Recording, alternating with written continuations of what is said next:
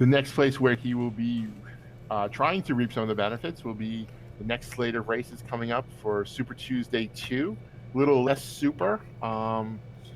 Only 6 contests on the Democratic side. Not nearly as many delegates at stake.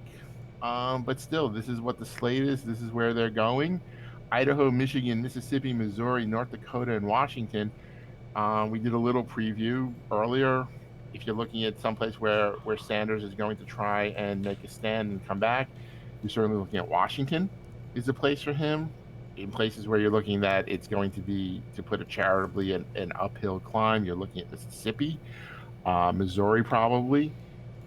That leaves Michigan, I think, and Idaho probably is okay for Sanders as a place that he would do well. But Michigan's sort of an interesting one. It's a state that he won in 2016. He beat Hillary Clinton there.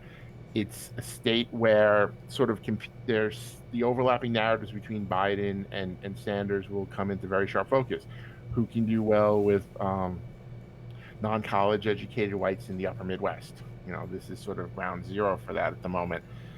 And I think when you look at how that's going to go, that to the degree there will be a race going forward, we sort of assume there still will be. I don't think Bernie Sanders is a dropout kind of guy as we saw in 2016.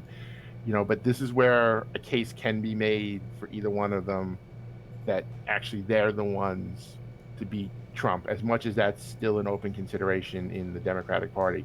What states are you guys going to be looking at? I think Michigan for sure is something we're going to be watching very closely. But I think just the overall race in the delegates. I think the media rightly points to kind of who are the winners and the losers, and we sort of opened a little bit with that today. But the big takeaway, I think, is going to be who walks out and how large is the delegate lead at the end of Super Tuesday, I guess we'll call it. Super Tuesday the 2nd, as the slide reads.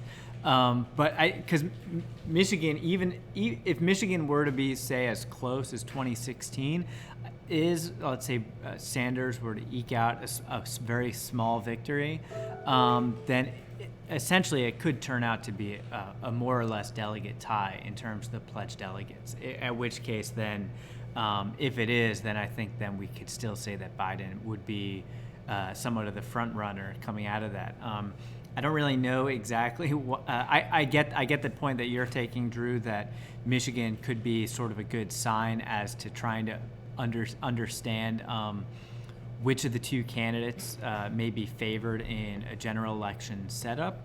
But I also think people are going to be paying attention, maybe more so than other places, what the exit polls and what the turnout looks like in Michigan. Which of the candidates are going to be able to galvanize, especially some of the suburbs, the support in the suburbs surrounding Detroit and some of those areas, mostly just even looking at the turnout numbers, because that's really going to be, I think, what people are watching in November. Alex, what are you kind of watching? Yeah, I agree. Michigan is an important piece here, and I'll just go ahead and put it on the table. One thing that Bernie supporters will point to over the next few days, especially as polling comes out, is that one of the big surprises of the 2016 Democratic campaign was Michigan. Polls had Hillary up, not super comfortably, but comfortably, and then Bernie ends up pulling it out on election day.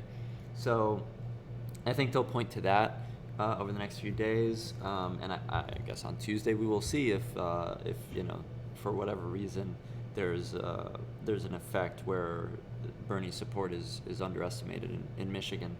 But I kind of see the next couple weeks as the possibility of Bernie riding the ship, or the possibility of the nomination just being over. If Biden does win Michigan, Mississippi, Missouri, North Dakota this upcoming week, Washington, is relatively close. Idaho, it's 20 delegates, so unfortunately, I'm sorry if you're listening from Idaho, it won't make too much of an impact, at least delegate-wise.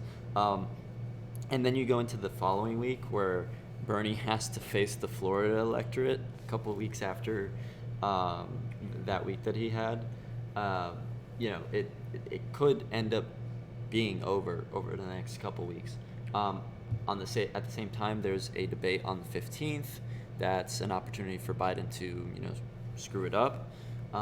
And some of these states are under normal circumstances, and I guess I'll revise that. Under a 2016 circumstance, some of these states are Bernie, states.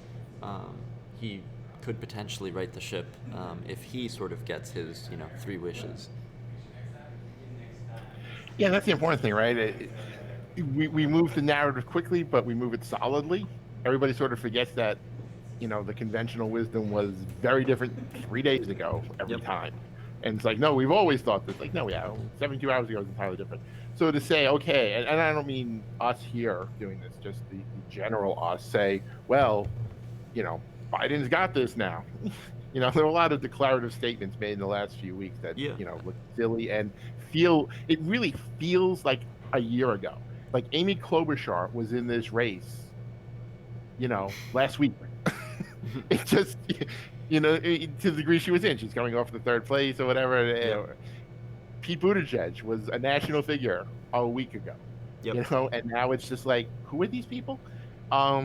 It's just amazing how quickly it has switched, and to think this is the last switch, possibly, sure. Yeah. We could be on rails to Milwaukee, but we thought we were on rails to other places before too. I mean, it was what, 2 weeks ago that people were debating whether Biden was even going to stay in through Super Tuesday. A couple days before Super Tuesday, Joe Biden didn't even have very much broadcast spend on any of the states in Super Tuesday. He had no money. He was running out of money. Michael Bloomberg had spent more money on one station in L.A. than Biden had spent on Super Tuesday states combined. Yep.